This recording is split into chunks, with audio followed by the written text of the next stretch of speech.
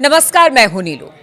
तो tariff war या oil war, अब जिस तरह से भारत पर अमेरिका ने टैरिफ लगाया उसको हम किस तरह से ले, क्या किस तरह की मंशा के साथ आखिर भारत पर टैरिफ लगाया गया। अब ऐसे में जो दो दोस्त हैं भारत के, खासतौर पर ईरान और रूस की बात यहां पर सामने आ रही है, इसको हम किस तरह से, ये टैरिफ है या ऑयल वॉर है, क्योंकि बात बार बार आकर तेल पर रुक रही है। देखिए बात जो है वो असल में ऑयल वॉर की है। टैरिफ तो खैर ठीक है, टैरिफ का तो बहाना है। असली वॉर ऑयल वॉर है। और अगर आप उसको सरल भाषा में समझें तो ईरान के साथ अमेरिका का एक ऑयल वॉर शुरू हो गया है, और जिसमें एक बड़ी जो बात अमेरिका को खटक रही है वो ये कि भारत और रूस दोनों ईरान से तेल खरीद रहे हैं, दोनों ईरान से पेट्रोकेमिकल्स खरीद रहे हैं। रूस भी खरीद रहा है और भारत भी खरीद रहा है। ये बात अमेरिका को अच्छी नहीं लग रही। एक तीर से दो निशाने की कोशिश है। अब आप समझिए ध्यान से कि कल क्या हुआ। कल दो चीजें हुई। भारत पर 25% टैरिफ वाली बात जो है वो तो आप जान ही रहे हैं कि भारत पर 25% टैरिफ लगाया गया। लेकिन इसके साथ ईरान में एक बहुत बड़ी ईरान को लेकर बहुत बड़ी खबर आई है। अब आप इसको समझिए ध्यान से कि क्या होता है और उसका भारत के टैरिफ से कैसे कनेक्शन है। देखिए खबर क्या है। The United states on Wednesday imposed sweeping new sanctions over 115 individual entities and vessels linked to Iran. कल अमेरिका ने 115 इंडिविजुअल्स हैं, उसमें जहाज शामिल हैं, उसमें ऑर्गेनाइजेशन शामिल हैं ईरान की, इनके ऊपर कल बैन लगा दिया गया है। ये अमेरिका की तरफ से बैन लगाया गया। The new sanction specifically target the shipping network of Mohammad Hussain Shamkhani, the son of Ali Shamkhani and adviser to supreme leader Ayatollah Ali Khamenei. अच्छा, अब आप समझिए इस बात को, जो 115 लोगों पर, 115 कंपनीज पर, ऑर्गेनाइजेशंस पर, इंडिविजुअल्स पर, जहाजों पर कल अमेरिका की तरफ से ईरान के ऊपर जो प्रतिबंध लगाया गया, उसमें सबसे बड़े निशाने पर कौन था? अली खामेनी साहब के जो सलाहकार हैं, उनके बेटे सलाहकार जो हैं, सन of Ali Shamkhani. Ali Shamkhani साहब जो हैं वो अयतुल्ला खामेनी साहब के सलाहकार हैं, उनके पॉलिटिकल एडवाइजर हैं। उनकी सलाह के बिना वो कोई काम नहीं करते, ऐसा बताया जाता है। और उनके बेटे जो हैं मोहम्मद हुसैन शामखानी, इनके ऊपर जो है ये बताया जाता है कि इनकी according to the treasury department, Shamkhani controls a fleet of over 50 tankers and container ships used to move Iran and Russian oil across the globe. बताया जा रहा है कि 50 से ज्यादा टैंकर्स हैं, शिप्स हैं, जो कि कंट्रोल करते हैं मोहम्मद हुसैन शामखानी, जो एडवाइजर हैं, उनके बेटे जो हैं वो इसको कंट्रोल करते हैं। तो अमेरिका ने इनके टैंकर्स, इनकी कंपनीज ऑयल व्यापार ना कर पाए, इसको लेकर इनके ऊपर बैन लगा दिया है। बड़ा चोट किया 15 शिपिंग कंपनीज हैं, 52 वेसल्स हैं, 12 इंडिविजुअल और 53 एंटिटीज जो हैं, इनके ऊपर कल जो है वो अमेरिका की तरफ से बैन किया गया। ये फैसला कल ही हुआ है जब भारत पर 25% टैरिफ वाली बात आई है। उसके ठीक पहले ये बात आई, पेनल्टी की भी बात आई है, कई कंपनियों को। अब हम पहले इस ईरान की बात को शॉर्ट में समझेंगे। देखिए ये जो बैन लगाए गए हैं, इसकी बड़ी वजह क्या है? इसकी बड़ी वजह यह है कि जब से 12 दिन का युद्ध रुका है, खत्म हुआ और सीज फायर हुआ, उसके बाद खामेनी साहब की तरफ से यह कहा गया, जो लास्ट स्टेटमेंट आया था, कि अब ईरान किसी भी क्षेत्र में रुकेगा नहीं।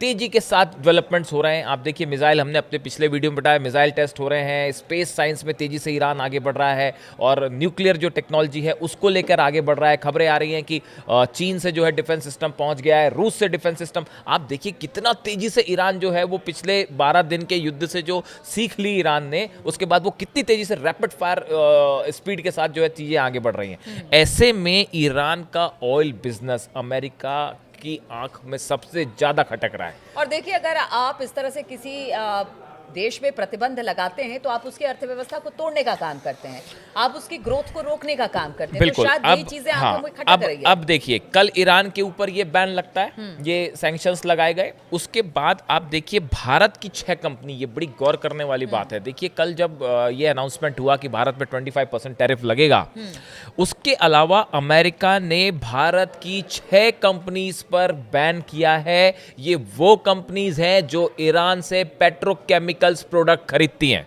अब देखिए इसमें अल केमिकल सॉल्यूशंस प्राइवेट लिमिटेड है, जिसने $84 मिलियन से ज्यादा का पेट्रोकेमिकल प्रोडक्ट्स खरीदे हैं बिल्कुल ईरान के साथ। दूसरी company global industrial chemicals limited, global industrial कहलाती है। इसने जुलाई 2024 और 2025 के बीच में $51 मिलियन के मेथनॉल सहित ईरान के जो प्रोडक्ट्स हैं ऑयल से जुड़े हुए वो खरीदे हैं। जुपिटर डाई केम प्राइवेट लिमिटेड है, जुपिटर डाई केम के नाम से जानी जाती है। इसने $49 मिलियन के टोल्यूनी और 2 पेट्रोकेमिकल्स हैं वो खरीदे हैं ईरान से। रमनिक लाल एंड गोसलिया एंड कंपनी है, रमनिक लाल के नाम से जानी जा रही है। इसने $22 मिलियन के प्रोडक्ट्स जो है ईरान से खरीदे हैं। और परसिस्टेंट पेट्रोकेमिकल प्राइवेट लिमिटेड है, इसने 14 मिलियन का जो है वो पेट्रोकेमिकल्स जो है वो आयात किया है ईरान से। उन्हीं कंपनियों और कंचन है पॉलीमर। हाँ। तो इसने जो है वो पॉलीथीन होती है $1.3 मिलियन की, जो पॉलीथीन से ईरान में बनती है वो खरीदी। तो आप देखिए बेसिकली ये वो कंपनियां हैं जो भारत बेस्ड हैं और वो ईरान से चीजों को आयात कर रही हैं। ये बात अमेरिका को समझ नहीं आई, तो 25% जो टैरिफ लगा वो सो लगा, उसके साथ इन कंपनीज को भी बैन किया गया। यानी मैसेज साफ था कि टैरिफ जो हमने शुरुआत की, टैरिफ तो बहाना है, असली मामला जो है वो पेट्रोल और पेट्रोकेमिकल वॉर जो है वो शुरू हो गया है। अब देखिए इसके साथ दूसरी एक और जो बड़ी खबर है, अगर हम ये बात करें कि सोशल मीडिया पे पोस्ट किया अपना मैसेज, उसमें ट्रंप क्या कहते हैं ये भी समझने की जरूरत है। उन्होंने भारत पर 25% टैरिफ लगाने की घोषणा करते हुए कहा, हम हिंदी में पढ़ रहे हैं, भारत हमारा दोस्त है लेकिन हमने पिछले कई सालों में उसके साथ ज्यादा कारोबार नहीं किया है क्योंकि उनके टैरिफ बहुत ज्यादा है। साथ ही उसके पास गैर आर्थिक व्यापारिक रुकावटें भी बहुत सख्त और परेशान करने वाली हैं। इसके अलावा भारत हमेशा से अपनी ज्यादातर सैन्य चीजें रूस से खरीदता है और चीन के साथ रूस का सबसे बड़ा तेल खरीदार है। ये सब तब हो रहा है जब हर कोई चाहता है कि रूस यूक्रेन में जंग बंद करे। ये सब ठीक नहीं है, इसलिए भारत को 1 अगस्त से 25% टैरिफ देना होगा और ऊपर बताई गई जो चीजों की वजह से पेनल्टी भी लगेगी। इस पर ध्यान देने का शुक्रिया। अब ये जो एक्स पर मैसेज है इसमें जो है टैरिफ तो जो एक बात है ही। अब इसमें जो नई चीज वो भाई साहब कह रहे हैं कि आप जो है रूस से तेल क्यों खरीद रहे हो, रूस से हथियार क्यों खरीद रहे हो। तो असली समस्या जो है, देखिए पूरा मैटर टैरिफ तो है ही, टैरिफ तो जो है सो है, लेकिन जो देशों को भी साधना है जो कि अमेरिका और ट्रंप के अगेंस्ट है। अब देखिए यहाँ पे जो अमेरिका को बात नहीं समझ आ रही, अमेरिका जिस बात से परेशान है या चिंतित है वो है भारत और ईरान का ऑयल जो बिजनेस है वो, और भारत और रूस का ऑयल बिजनेस। ये तीनों देशों की अगर हम बात कर ली जाए, ईरान, भारत और रशिया, अगर ये तीनों देशों की बात कर ली जाए, इनके बीच में अगर ऑयल की थोड़ा सा कम हो गया व्यापार जो है, अगर आप भारत और ईरान की बात करें तो एक वक्त था जब भारत और ईरान के साथ बहुत अच्छा, देखिए 2007-8 में भारत के साथ तेल व्यापार अपने टॉप पे था और ईरान की हिस्सेदारी करीब 13% तक पहुंच गई थी।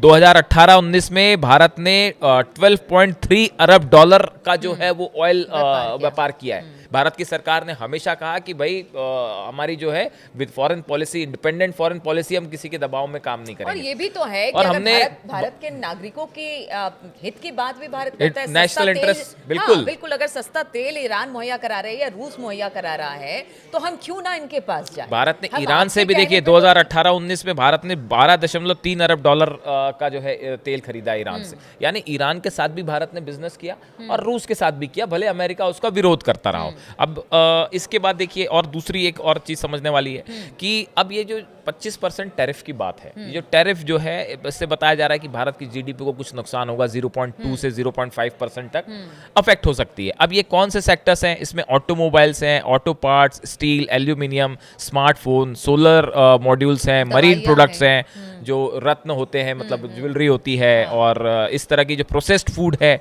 और कृषि उत्पाद है, ये इसमें शामिल है। फार्मास्यूटिकल, सेमीकंडक्टर और क्रिटिकल मिनरल्स को इससे बाहर रखा गया है। अब देखिए इसमें बड़ी बात यह है, जहां मामला भारत के साथ फंसा है वो फंसा है एग्रीकल्चर और प्रोसेस्ड फूड को लेकर। देखिए डेयरी इंडस्ट्री जो है, भारत का कहना ऐसा है, यही बात असल में कुछ हद तक ईरान और रूस पे भी लागू होती है। देखिए भारत का कहना ऐसा है कि भाई हमारे यहाँ जो फार्मर्स हैं, हमारी बहुत बड़ी इंडस्ट्री किसानों की जुड़ी हुई है, फार्मर्स से जुड़ी है, डेयरी प्रोडक्ट पे काम करते हैं वो, और हर हालत में भारत को उनके हितों का ध्यान रखना है। अगर हम अपना डेयरी मार्केट अमेरिका के लिए खोल दें, या हम अपना बेसिक जो फूड है, गेहूं, चावल, अगर अनाज हम अमेरिका के लिए खोल दें, तो हमारे किसानों के लिए दिक्कत पैदा हो जाएगी। भाई हमारे जो किसान पैदा करते हैं उनके लिए दिक्कत हो जाएगी, जो शॉपकीपर्स है उनके लिए लिए दिक्कत हो जाएगी। तो भारत उस पे अपनी शर्तों के हिसाब से, अपने नेशनल इंटरेस्ट के और हिसाब देखिए, से आगे ट्रम्प बढ़ रहा है। तो वो हाल हो गया ट्रम्प का, जैसे दो दोस्त होते हैं, तीसरा एक व्यक्ति होता है, अगर मैं उससे बात ना करूं तो आप भी उससे बात ना करें।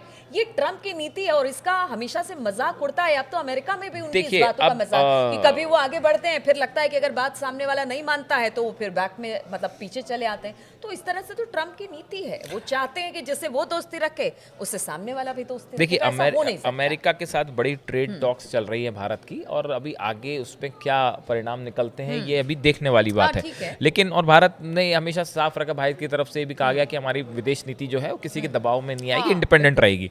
अब देखिए, अगर ईरान की अगर हम बात करें तो ईरान में आप देखिए कि ईरान के ऊपर एक तो अमेरिका ने सैंक्शंस लगा रखे हैं। अब देखिए, ये जो 12 दिन की लड़ाई होती है, इस 12 दिन की लड़ाई में आप मिलिट्री के स्तर पर, सेना के स्तर पर, एयरफोर्स के स्तर पर तो आप ईरान का कुछ नहीं कर पाए। ये बात तो साफ है। देखिए, ऐसा है, ईरान को आपने जितना नुकसान पहुंचाया वो उसकी ईरान ने न सिर्फ भरपाई कर ली है, बल्कि पहले से कहीं अधिक मजबूत ईरान आज दुनिया के सामने खड़ा है। और अगर इसी गति से चलता रहा ना तो मैं आपको बता रहा हूं कि बहुत सारे एक्सपर्ट्स का ये मानना है कि ईरान पर हमला करना एक ख्वाब रह जाएगा। थोड़ा ये, चूंकि देखिए चाइना पर सबसे ज्यादा टैरिफ अमेरिका ने लगाया और उसके पीछे भी ईरान को ही वजह माना जा रहा था, क्योंकि ऑयल लगातार चाइना बिजनेस वो बार बार उसको कह रहा था कि ईरान के साथ आप बिजनेस है। रूस का भी यही हाल है, रूस को भी टारगेट कर रहा है, इंडिया को भी, इसीलिए कि आप ईरान से मतलब एक तरह से देख लीजिए तो एक ताना बाना है जिसको लेकर अमेरिका चिंतित है और उसे लगता है कि अगर कुछ इस तरह का दबाव बनाया जा सके तो क्यों ना बनाया। लेकिन आप ये भी सोचिए कि जैसे ईरान है या रूस है या चाइना है या इंडिया है, ये बड़े ही कंट्रीज हैं, पावरफुल कंट्रीज हैं, इनका बहुत बड़ा व्यापार है, सबसे बड़ा बाजार है। आप ऐसे में अगर इनको कंट्रोल करना चाहेंगे, देखिए ईरान की अपनी ज़रूरतें हैं, ईरान तेजी से आगे बढ़ रहा है, विकास कर रहा है, ईरान की अपनी जो है वो इलेक्ट्रिसिटी के लिए उनको न्यूक्लियर एनर्जी की ज़रूरत है, और एक इंडिपेंडेंट मुल्क है ईरान। बार बार ईरान की तरफ से कहा जा रहा है भैया हम एक स्वतंत्र देश हैं, आप क्यों हमारे मामले में हस्तक्षेप कर रहे हैं। और आप देखिए, दूसरी आप ईरान की भी बात करें, ईरान की तरफ से कभी कोई युद्ध की शुरुआत नहीं की गई। पिछले बार भी हमने देखा कि युद्ध जो है वो इजराइल की तरफ से शुरू किया गया, ईरान ने शुरू नहीं किया युद्ध। और आप देखें, ईरान का जो स्टैंड है वो भी बड़ा कंसिस्टेंट है, वो अपनी बातों से बदल नहीं रहा है। मतलब आप अगर पिछले कुछ 6-8 महीने के बयानों को अगर एनालिसिस करें, हमने कोशिश करी इसको एनालिसिस करने की, तो ईरान अपनी बात पे कायम रहता है। सिर्फ ये कह रहा है कि आपकी दादागिरी नहीं चलेगी। ऐसा नहीं है कि सुबह कुछ बयान दिया, दोपहर को कुछ दिया और रात होते होते, ईरान ने कभी ऐसा नहीं किया। ईरान ने पहले दिन से कहा भैया हम अपना न्यूक्लियर प्रोग्राम किसी के लिए नहीं रोकेंगे और हम पीसफुल प्रोग्राम है, हम बम नहीं बना रहे। और वो उस पे शुरू से कायम है। उन्होंने कहा हम अपना एनरिचमेंट नहीं रोकेंगे, वो उस पे शुरू से कायम है। और देखिए, ये तो हर देश के लिए लागू होता है, चाहे वो ईरान हो, रूस हो, भारत हो, सब अपने लोगों की बात करते हैं, अपने देश की बात करते हैं। ट्रम्प के कहने पे वो सारी चीजें नहीं, अब रूस से दोस्ती है, ईरान से दोस्ती तो आप तोड़ नहीं सकते अगर लंबे समय से ये सारी चीजें चली आ रही है। देखिए, अब कुल मिला के इसका जो सारांश है वो निकल के ये आ रहा है कि ईरान का जो ऑयल पावर है ये अमेरिका के लिए एक बड़ा चिंता का विषय बना हुआ है, और ईरान का ऑयल प्रोडक्शन भी लगातार ईरान बढ़ाने की कोशिश कर रहा है, उसको बाहर सप्लाई करके जो अपनी इकॉनमी को भी आगे बढ़ाने की कोशिश चल रही है। अमेरिका इसको रोकने में लगा हुआ है, उन देशों पर बैन टैरिफ लगाने में लगा हुआ है और फाइन लगाने में लगा हुआ है जो ईरान से तेल खरीद रहे हैं। तो ये टैरिफ की आड़ में एक बड़ा गेम ऑयल वॉर जो है मिडिल ईस्ट में, जैसे जानकार मानते हैं, इसका खामियाजा अमेरिका को, खामियाजा पूरे मुल्क, पूरी दुनिया की इकोनॉमी को होगा। इसकी आजकल ऐसा नहीं हो सकता कि आप किसी एक देश की इकोनॉमी को अलग छोड़ दें और दूसरे देश की, पूरी दुनिया की इकोनॉमी डिपेंडेंट है एक दूसरे पर। तो ऐसे में इसका नुकसान सबको होगा और ये बात समझनी होगी। और कुल मिला के जो मॉरल ऑफ द स्टोरी हमारे हिसाब से है कि ये टैरिफ वॉर से बड़ा एक ऑयल वॉर है जो मिडिल ईस्ट में अब ईरान और अमेरिका के बीच शुरू हो गया है, जिसमें कौन किसके साथ है और कौन कितना आगे बढ़ता है ये कुछ दिनों में सामने आएगी। चलिए, तो ये ऑयल वॉर है या टैरिफ वॉर है, इस पर हम सोचते हैं कि आप जरूर अपनी राय रखें कि आप इसे किस तरह से देखते हैं, क्योंकि इस वक्त जो ट्रम्प कर रहे हैं और जो धड़ाधड़ टैरिफ लगा रहे हैं उसको लेकर बाकी देश के बीच में ये चर्चा का विषय है। लेकिन देखिए, इससे नुकसान तो सभी को हो रहा है। अब आगे आने वाले दिनों में टैरिफ वॉर कहां जाएगा और किस तरह से बाकी देश अमेरिका के साथ डील करते हैं, इस पर हमारी नजर बनी रहेगी। लेकिन आपके कमेंट का इंतजार रहेगा, आप अपना कमेंट जरूर हमें दें, हमें इसका इंतजार रहता है। फिलहाल इस चर्चा में शामिल होने के लिए आपका बहुत बहुत शुक्रिया।